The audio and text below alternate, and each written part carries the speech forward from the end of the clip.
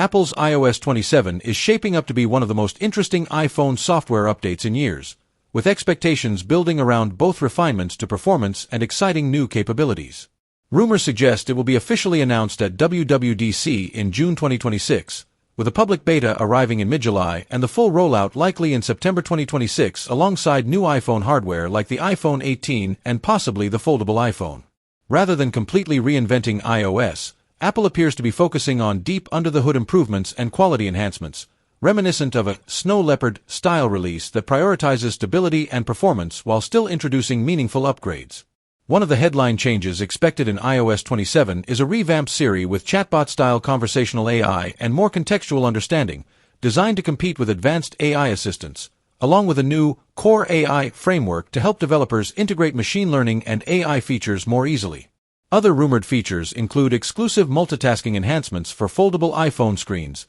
expanded satellite connectivity tools, updates to the Health app, and design refinements to system elements like Liquid Glass 2.0 animations. Together, these changes are expected to make iOS 27 a balanced mix of smart assistive tech, performance improvements, and refined usability when it arrives later in the year.